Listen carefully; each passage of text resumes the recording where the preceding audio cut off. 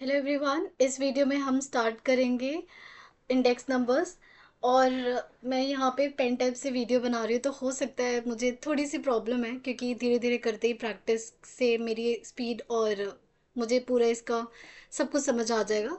तो आज की वीडियो के लिए थोड़ा मुझे मैनेज कर लेना, ठीक है। तो स्टार्ट करते हैं इंडेक्स नंबर से। तो देखो, इंडेक्स नंबर तो सबसे आसान टॉपिक है। हमने ये तो पहले हम कुछ बेसिक डेफिनेशन इसकी समझ जाते हैं कि इसमें क्या क्या चीज़ें होती हैं। तो देखो, आप लोगों ने इसमें पढ़ा होगा सबसे पहले दो टाइप की हमने यहाँ पे मेथड्स ठीक सीखे हैं। जैसे हमने सबसे पहले सीखा है एवरेज मूविंग मेथड।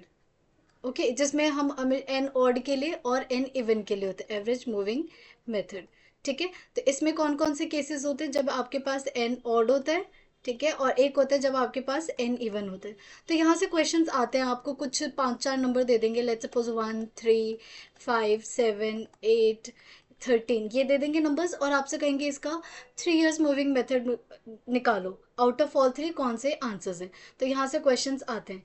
सिमिलरली हमने जो दूसरा मेथड पढ़ा है वो क्या पढ़ा है? Least square method. ठीक है, इसमें आपने क्या क्या पढ़ा है? इसमें जो आपने पढ़ा है, यूजुअली जब समीशन एक्स क्या होता है? Equal to zero. तो इस केस में जो हमारा वाई टी होता है, विच इज ट्रेंड लाइन की इक्वेशन, ये क्या होता है? ए प्लस बी एक्स होता है, राइट। वेयर जहाँ पे ए की वैल्यू हम कैसे निकालते हैं? ए निकलता है हमेशा summation x, sorry, summation y upon में एन। और बी कैसे निकलता है? बी निकलता है हमेशा समीशन एक्स वाई अपॉन में समीशन एक्स स्क्वायर। ये पढ़ा है, तो ये तो आप लोगों ने पढ़ा हुआ है, तो ये चीज़ आपको आनी चाहिए। लेकिन हमें समीशन y इक्वल्स टू, जब समीशन x जीरो ना हो तो इसके लिए हमने नहीं पढ़ा, तो मैं वो भी डिस्कस कर लेती हूँ। देखो, जब summation x is not equal to zero तो क्या फॉर्मूला होता है? a और b कैसे निकालते हैं, ये चीज़ सीखते हैं। देखो, अभी भी जो y ट्रेंड लाइन का फॉर्मूला होगा वो तो होगा हमारा a प्लस बी एक्स ही होगा, ठीक है। लेकिन जब समीशन x जीरो होता है ना, तो ये a का फॉर्मूला होता है और ये हमारा b का फॉर्मूला होता है। ये तो आसान होता है। But in case of summation x not equals to zero में हमें a और b क्या होता है? निकालना होता है। तो देखो, इन क्वेश्चंस में ना हमेशा दो इक्वेशन बनती है, क्योंकि since we want to find a and b, दो वेरिएबल चाहिए तो दो इक्वेशन बनेगी। उन दोनों इक्वेशंस में जैसे आप टेबल बनाते थे ना, एक्स स्क्वायर एक्स वाई, वैसे इसमें भी टेबल बनती है, उनकी हेल्प से ए और बी निकालते हैं। तो वो जो दो इक्वेशन बनेगी वो कैसे बनेगी, तो वो मैं लिखना सिखा देती हूँ। इनकेस अगर आप फॉर्मूला भूल गए तो कैसे करोगे, तो यहाँ मैं लास्ट में लिखूंगी, पहले मैं यहाँ पे लिखना सिखा रही हूँ।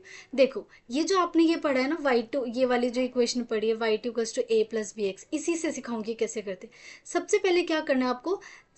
दोनों तरफ राइट एंड लेफ्ट दोनों साइड आप क्या करो? समीशन वाई लगा दो। तो मैंने समीशन लगा दिया और ये रहा वाई, और यहाँ मैंने लगा दिया समीशन ए प्लस समीशन बी एक्स लगा दिया। ठीक है, अब देखो समीशन क्या होता है? वेरिएबल तो कभी भी समीशन से बाहर नहीं आ पाता, समीशन रहेगा।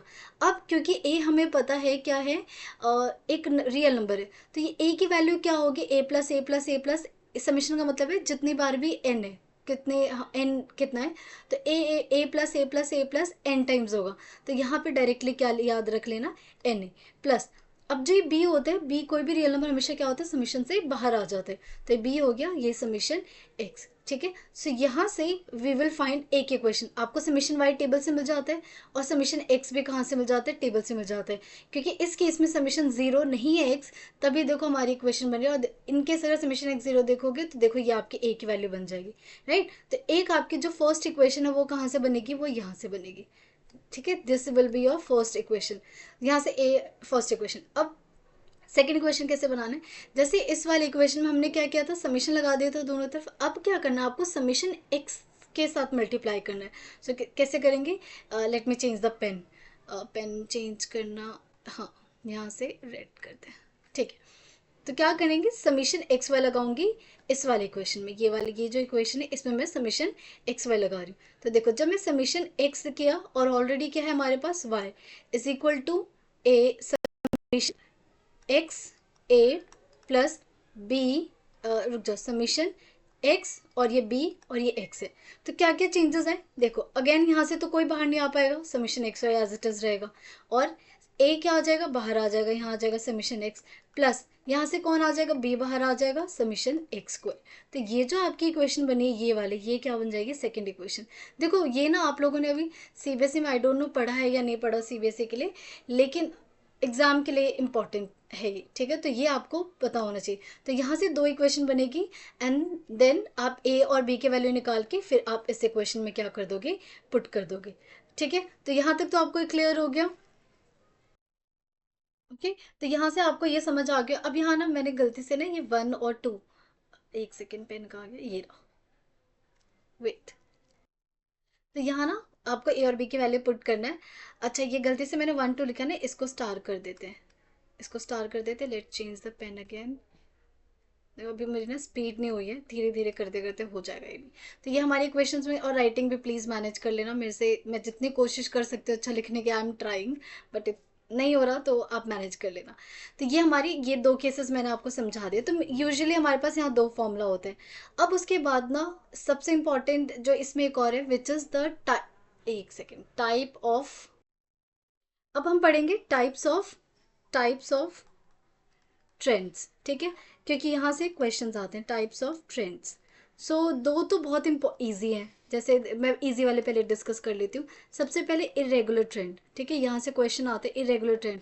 तो एज नेम सजेट्स कि कोई भी जो इरेगुलर हो, जिसका पता होना, फॉर एग्जांपल अगर किसी फैक्ट्री में आग लग गई, उसकी वजह से कोई प्रॉब्लम हो गई, तो ये किस टाइप की ट्रेंड हो गई, फ्लड आ गया, जो जिसका पता नहीं होता, तो वो सारे कहाँ जाते हैं, हमारे इरेगुलर ट्रेंड में। तो इसके जो एग्जाम्पल या क्वेश्चन पूछे जाएंगे वो तो समझ आ जाता है, ठीक है।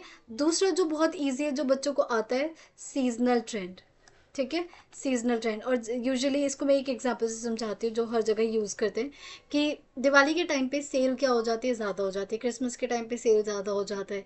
जो तो जो सीज़न की वजह से ट्रेंड दिखता है कि कोई चीज़ बड़ी हो जाती है, फॉर एग्जांपल समर्स में आइसक्रीम की सेल ज़्यादा हो जाती है।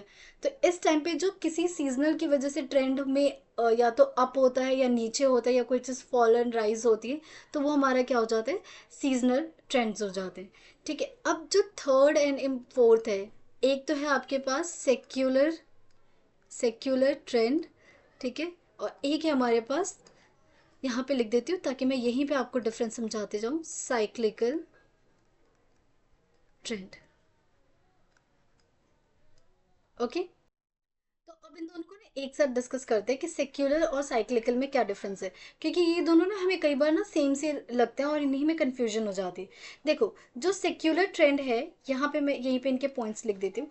जो सेक्युलर ट्रेंड है ना, वो हमेशा लॉन्ग टर्म मूवमेंट की बात करता है, लॉन्ग टर्म ओवरऑल मूवमेंट की बात करता है, कि जो भी ग्राफ है या जो भी ट्रेंड है, या तो अप जाए, या तो अप जाए, या फिर फेल हो, फेल मतलब डिक्लाइन हो, या फिर फॉलो डिक्लाइन हो, ठीक है।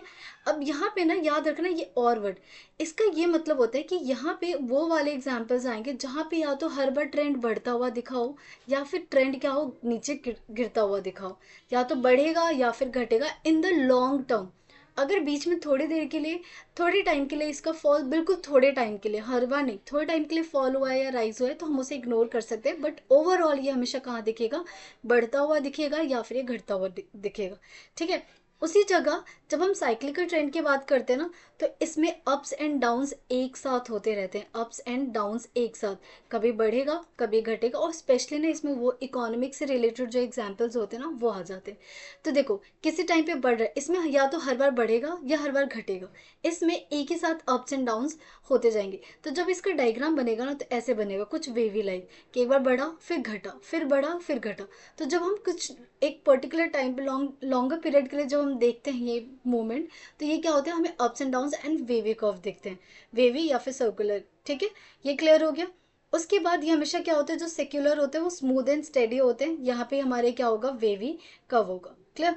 अब इसके एग्जाम्पल देखो, इसके एग्जाम्पल समझाती हूँ। जैसे कि पॉपुलेशन ग्रोथ,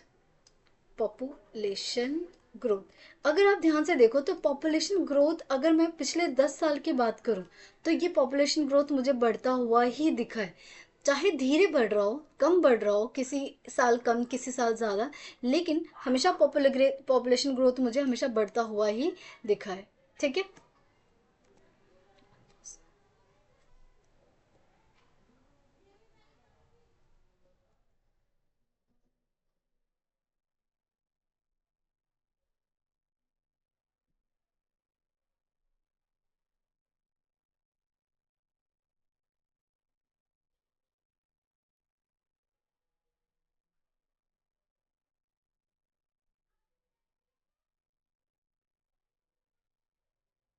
या फिर कुछ और एग्जांपल्स ले लेते हैं। तो सेक्युलर ट्रेंड के कुछ और एग्जांपल्स लेते हैं। जैसे देखो, स्मार्टफोन यूसेज यूसेज की अगर मैं बात करूँ, तो कुछ टाइम के लिए, अगर मैं कुछ टाइम की ऑब्जर्वेशन करूँ, 2010 से लेके अभी या 2005 की बात का भी देखो, तो ये क्या है, धीरे धीरे मुझे बढ़ता हुआ ही दिखा है। ठीक है। या फिर अगर मैं डिक्लाइन का कोई एग्जांपल लूँ, तो मान लो जैसे सीडी हो गया या डीवीडी हो गया, अगर मैं इनका ट्रेंड देखूँ तो सीडी और डीवीडी आज के टाइम पे बहुत कम होता है। तो इफ़ आई कंपेयर ट्रेंड देखूँ, तो इसका ट्रेंड क्या हो रहा है, घटता हुआ ही दिख रहा है। तो यू कैन सी इसमें जो एग्जाम्पल्स हैं या तो बढ़ रहे हैं या फिर क्या हो रहा है, हर बार घट रहा है। तो these are the examples of secular trend. अब आते हैं हम साइक्लिकल ट्रेंड की बात करते हैं। तो जैसे for example business and economic का लेते हैं। तो बिजनेस स्टॉक छोड़, बिजनेस इकोनॉमी छोड़, अगर मान लो मैं स्टॉक लेती हूँ, ठीक है। तो स्टॉक्स क्या होता है, अगर मार्केट मेरा हाई चल रहा है, मार्केट बहुत अच्छा चल रहा है, तो मेरी स्टॉक का जो प्राइस है वो हाई जाएगा। एकदम से मार्केट क्रैश हो गया, मार्केट क्रैश होते ही मेरा जो डेटा, वो जो भी मेरा सामान है, स्टॉक की वैल्यू वो क्या हो गई, गिर गई। फिर जैसे अच्छा हुआ, फिर ये बढ़ गया, फिर कम हो गया, फिर बढ़ गया, फिर कम हो गया। तो इस टाइप का जो एग्जाम्पल्स है वो यहाँ पे आ गए। क्लियर। और आप एग्जाम्पल देख सकते हो, आप देखते हो कई बार जो इंडिया का जीडीपी है, इंडिया का जीडीपी हर बार जैसे क्लेम किया जाता है इतना होगा, कई बार जैसे कुछ का जीडीपी बढ़ रहा है। फॉर एग्जांपल अगर आपने सुना होगा, जापान का जीडीपी पहले बहुत टाइम तक बढ़ा, अब धीरे धीरे जापान का जीडीपी भी क्या हो रहा है, कम हो रहा है। इंडिया का जीडीपी जो है अभी वो कुछ टाइम से बढ़ रहा है, लेकिन कोई चीज़ बढ़ रही है तो एक टाइम पे वो गिरेगी भी। तो ये वाले एग्जांपल्स हो गए। एक और एग्जांपल ले सकते हो, जैसे रियल एस्टेट होता है, जो ज़मीन, रियल एस्टेट की जो प्राइस है वो एक टाइम पे बढ़ता है, फिर घटता है, फिर बढ़ता है, फिर घटता है। तो इस टाइप के जो ट्रेंड होते हैं लॉन्ग टर्म पे, वो सारे कहाँ जाते हैं, साइक्लिकल ट्रेंड में। तो आई होप आपको सेक्युलर ट्रेंड और साइक्लिकल ट्रेंड के बीच में डिफरेंस समझ आ गया होगा। ठीक है। तो अब डायरेक्ट ना क्वेश्चन पे मूव करती है। मैंने डेफिनेशंस इसलिए बताए हैं because these definitions are very important, और यहाँ से क्वेश्चंस पूछे जाते हैं। तो स्टार्ट करते हैं क्वेश्चन से। तो देखो, फर्स्ट क्वेश्चन जो है ये हमारा बेस्ड है ली स्क्वायर मेथड पे, क्योंकि देखो इन्होंने क्या लिखा है, a plus b x minus 2005, कहीं कुछ मेंशन नहीं करेगा दिस इज फ्रॉम ली स्क्वायर मेथड। ये आपकी ऑब्जर्वेशन होनी चाहिए कि दिस क्वेश्चन इज फ्रॉम ली स्क्वायर मेथड। तो हमें क्या पूछे, ए की और बी की वैल्यू क्या कर रहे हैं, पूछ रहे हैं। तो उससे पहले हमें क्या करना पड़ेगा, पूरा टेबल बनाना पड़ेगा। तो मैं यहाँ पे पहले टेबल बना लेती हूँ। यहाँ पर हमारे पास ईयर है 2003, 2004, 2005, 2006, 2007। ठीक है। फिर हमारे पास जो वाई दे रखा है, वाई दे रखा है हमारे पास 6, 13, 17, 20 एंड 24। ठीक है। तो अगर मैं अब सबसे पहले यहाँ पे हम क्या निकालते हैं, एक्स, लेकिन उन्होंने एक्स आपको पहले ही दे रखा है कि एक्स कैसे निकालना है आपको, 2005 माइनस करना है। तो ये देखो, ये 2005 माइनस करना है। तो अगर 2003 में से 2005 करोगे तो क्या आएगा, -2, दिस विल बी -1, 0, 1 एंड 2। उसी वक्त एक्स स्क्वायर, चलो एक्स वाई निकाल लेते पहले। एक्स वाई निकालेंगे तो कितना आ जाएगा, -12, -13, 0, 20 एंड देन 48। फिर हमें क्या चाहिए, एक्स स्क्वायर चाहिए। तो x square is 4, 1, 0, 1 and then 4। अब हमें किस किस की जरूरत पड़ती है, वाई की जरूरत पड़ती है। इसको ऐड करो तो ये 13 और 17 कितना हो गया हमारे पास, 30 हो गया। 6 और 30 हो गया, और ये 50 हो गया। ऊपर से 56 और 24 करोगे तो ये आ गया आपके पास 80। हमें चाहिए एक्स स्क्वायर, 4 और 1 8, सॉरी क्या हो रहा है, ये 4 4 8 प्लस 9 और 1 10, तो ये आ गया हमारे पास 10। हमें चाहिए समीशन एक्स स्क्वायर।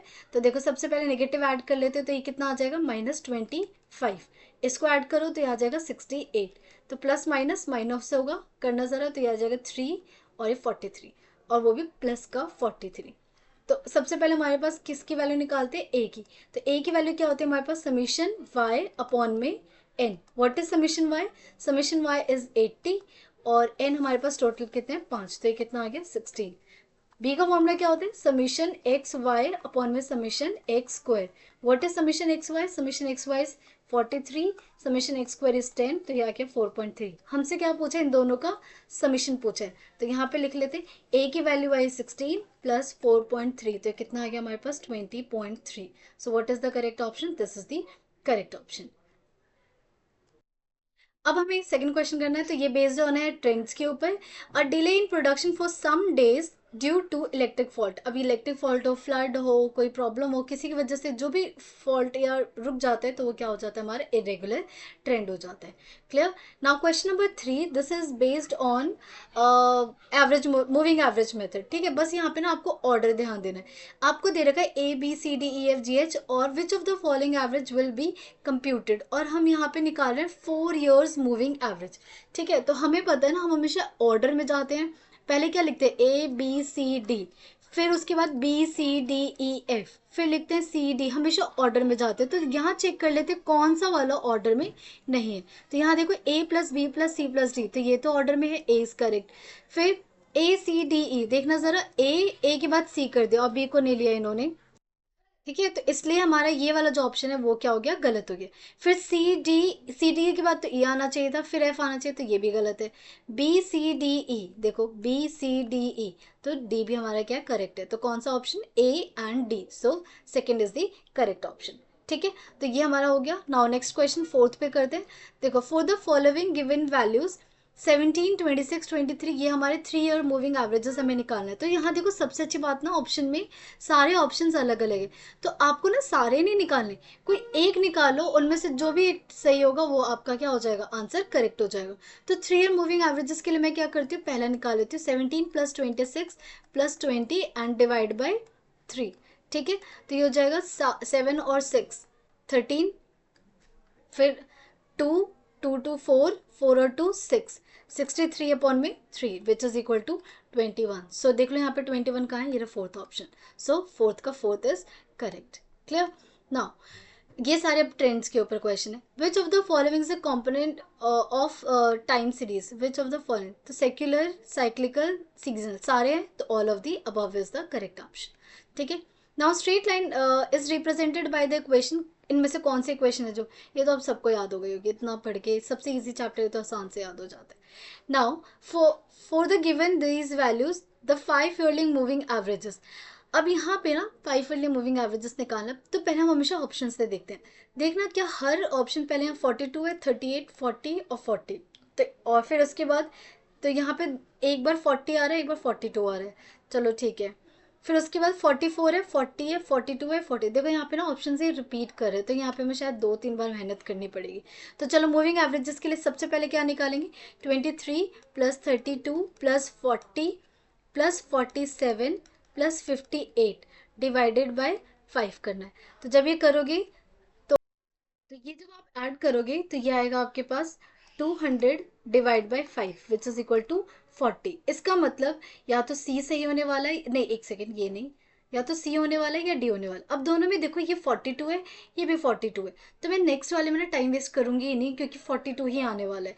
तो मैं लास्ट वाला निकालती हूँ। लास्ट वाला कैसे निकलेगा, 1, 2, 3, 4, 5 इनको ऐड करके। ठीक है, मतलब 40 + 47 + 58 +33 +42, ठीक है, एंड डिवाइड बाय 5। जब आप इनको सम करोगे तो ये आपके पास आएगा 220 अपॉन में 5। तो इसको सॉल्व करेंगे तो कितना आएगा, 4 and 4 44। So which one is the correct option, D is the correct option. ठीक है। नाउ क्वेश्चन नंबर 8, इसमें अगर आप ध्यान से देखोगे तो ये लीस्ट स्क्वायर मेथड पे बेस्ड है, लेकिन यहाँ पे अगर इफ़ यू नोटिस तो यहाँ पे ना जो समीशन x है, this is not equal to 0। तो ये कौन सा केस है, this is the case where summation x is not equal to 0। तो इस केस में मैंने आपको क्या बताया था, हमेशा 2 इक्वेशन बनेगी एंड 2 इक्वेशन की हेल्प से आपको क्या करनी है, इक्वेशन फाइंड करनी है, राइट। तो अब 2 इक्वेशन मैंने क्या सिखाया था, तो मैं एक बार दोबारा सिखा देती हूँ। देखो y is equal to a + bx होता है हमारे पास, राइट। तो यहाँ से इक्वेशन सबसे पहले समीशन लगा दो, तो हो जाएगा summation y is equal to summation a हो जाएगा प्लस समीशन bx हो जाएगा। सो यहाँ से क्या हो जाएगा, समीशन y, समीशन a को हम लिखेंगे n into A plus b बाहर आ जाएगा समीशन x। अब सारी वैल्यू पुट कर दो। What is summation y, summation y is 484 and what is summation n कितना दे रखा है इन्होंने 7, a कितना दे रखा है, a हमें निकालना है, b भी हमें निकालना है, और समीशन x क्या दे रखा है, 1 दे रखा है। तो दिस बिकम इक्वेशन 1। सिमिलरली अब दूसरी इक्वेशन कैसे बनती थी, जब हम समीशन x लगाते थे दोनों तरफ, तो summation x y is equals to summation x into A plus summation x into B X, right. तो यहाँ से क्या बन गया, summation x Y is equal to A बाहर आ गया, समीशन x प्लस बी बाहर आ गया, और ये हो गया समीशन एक्स स्क्वायर। डन। तो अब समीशन एक्स वाई की वैल्यू हमें कितनी दे रखी है, इट्स गिवन 120। ए की वैल्यू हमें निकालनी है, एक्स ये 1 दे रखा है, प्लस बी एक्स स्क्वायर की वैल्यू हमें दे रखी है 51। So what is the equation, 120 is equal to a plus, ये कितना है हमारे पास, एक्स स्क्वायर की वैल्यू कितनी लिखी 51, तो ये आ गया 51 b. This is our second equation. अब इन दोनों में क्या लगाना है, एलिमिनेशन लगाना है। तो मैं इस इक्वेशन को ना 7 से मल्टीप्लाई कर देती हूँ। 7 से करूँगी तो 7 हो जाएगा 840 is equal to 7a plus 7 1 7 7 5 35 b. और दूसरी इक्वेशन मैं नीचे लिख देती हूँ, 484 is equal to 7a plus b. Minus का साइन लगा देते हैं सब जगह। तो यहाँ से आ जाएगा 10 में से 4 गया 6, यहाँ बचेगा 12 और नहीं 13, तो यहाँ से आ जाएगा 5, ठीक है, और यहाँ से आ जाएगा 3 इज इक्वल टू, ये पूरा कैंसिल हो गया और यहाँ से आ गया 356 बी। तो बी की वैल्यू कितनी आ गई 1। जैसे बी की वैल्यू 1 आई है, अगर मैं किसी भी क्वेश्चन पुट करती हूँ, फॉर एग्जाम्पल मैं यहाँ पुट करती हूँ बी की वैल्यू 1 यहाँ आ जाएगी, यहाँ से 1 माइनस होगा तो 483 आ जाएगा। सो ए की वैल्यू आएगी आपके पास आ जाएगी 69। सो इन्होंने क्या पूछा था हमसे, ए की वैल्यू 69 और बी की value 1। So c is the correct option, this is the correct option. Now question number 9 में दे रखा है ए की वैल्यू गिवन है, बी गिवन है, and deviation from 2022 from 2016 is 6। वैसे तो हम खुद भी निकाल सकते हैं। अच्छा एक बात बताओ, जो एक्स होता है वो होता क्या है, एक्स हमेशा क्या निकालते हैं हम, जो भी ईयर गिवन होता है उसमें से मिडल ईयर को माइनस करते हैं, मिडल ईयर को माइनस करते हैं। तो क्या ये जो एक्स होता है बेसिकली डेविएशन ईयर होता है, डेविएशन। सो यहाँ पे इन्होंने एक्स ना बोल के आपको डेविएशन गिवन है। सो इन्होंने बोला है वाई टी की वैल्यू निकालो फॉर द ईयर 2022। तो वी नो दैट कि वाई टी का फॉर्मूला क्या होता है, a plus b X, right. अब मुझे यहाँ निकालना है वाई किसके लिए, 2022 के लिए निकालना है। ए की वैल्यू कितनी दे रखी है इन्होंने 95 प्लस बी, एक्स की वैल्यू कितनी दे रखी है इन्होंने ऑलरेडी 6 दे रखी है, नहीं, हाँ एक्स की वैल्यू 6 दे रखी है और बी की वैल्यू कितनी दे रखी है 2 दे रखी है। सो ये कितना हो जाएगा 95 plus 12 is equal to 5 2 7 107। So 107 which is B is the correct option. Clear? Now question number 10, the general decline in a sale of cotton cloth is attached to the component। अब यहाँ अगर ध्यान से देखो, देखो जो सेल है cotton की सेल, अब आप देखते हो ना लोग कॉटन के कपड़े बहुत कम पहनते हैं, तो इसकी सेल में क्या हो रही है, गिरावट हो रही है फॉर द लॉन्ग टाइम, जो लॉन्ग पीरियड में हमने देखा। तो अब देखो यहाँ पे मुझे ये पता है इरेगुलर हमने कर लिया, नहीं इरेगुलर नहीं किया ना, इरेगुलर में क्या है, increase in price of gold during a major. अब चलो मुझे ना इरेगुलर भी यहाँ पे समझ नहीं आ रहा, तो एक सीजनल देख लेते हैं। तो बी का फर्स्ट होना चाहिए, सीजनल क्या है, प्राइस इंक्रीजेज बिफोर दिवाली, ठीक है। तो बी का फर्स्ट, तो बी का फर्स्ट कौन कौन सा हो सकता है, या तो फर्स्ट होगा या फिर सेकंड होगा। अब इन्हीं के हिसाब से देखते हैं, सी का फोर्थ, सी ये रहा फोर्थ ऑलरेडी दे रखा है, इसमें भी हमें नहीं काम करना, हमें काम करना है ए और डी में से मुझे कुछ पता चल जाए तो I will be very clear. So A में यहाँ पे देख लेते हैं सेक्युलर, सेक्युलर मूवमेंट क्या बताता है, हमेशा लॉन्ग टर्म के बारे में बताता है कि लॉन्ग टर्म में कोई भी चीज़ इंक्रीज हो रही है या डिक्रीज हो रही है लॉन्ग टर्म में। तो ए का क्या होगा थर्ड, ए का थर्ड ए रहा, तो हमारे पास फर्स्ट कर। तो एक बार चेक भी कर लेते, डी हमारा क्या था, डी था इरेगुलर, इरेगुलर में सेकंड। देखो अगर वॉर हो रही है, वॉर की वजह से गोल्ड का प्राइस हाई, तो ये थोड़े टाइम के लिए इरेगुलर, हमें पता नहीं था कि वॉर हो जाएगी और ये चीज़ हो जाएगा, ठीक है। सो इसका 12th का फर्स्ट। तो यहाँ पे अगर आपको प्रैक्टिस करनी है तो एम एल अग्रवाल के क्वेश्चन प्रैक्टिस कर सकते हो। तो ये जितने भी क्वेश्चन ये जो मैंने उठाया हुआ है, ये CUT का क्वेश्चन ही मैंने पिक किया हुआ है। तो आई होप आपको इंडेक्स नंबर समझ आ गया होगा। ये जो क्वेश्चन है दिस इज फ्रॉम, ये गलती से शायद यहाँ पे पेस्ट हो गया, यूनिट 1 से है, मॉड्यूलर से है। तो ये ट्राई करना, चेक करना आपको ये क्वेश्चन आता है या नहीं आता है। ये मैं CUT का पेपर चेक कर रही थी, उसी में मुझे ये क्वेश्चन दिख गया था, तो मैंने इसलिए यहाँ पे पिक कर दिया। तो आप इसका आंसर चेक कर लेना, अगर कोई प्रॉब्लम हो तो मुझसे पूछ लेना। और ये ज़्यादातर क्वेश्चंस मैंने हमें CUT से पिक किया हुआ है। तो आई होप आपको ये वीडियो अच्छी लगी होगा। Then thank you everyone.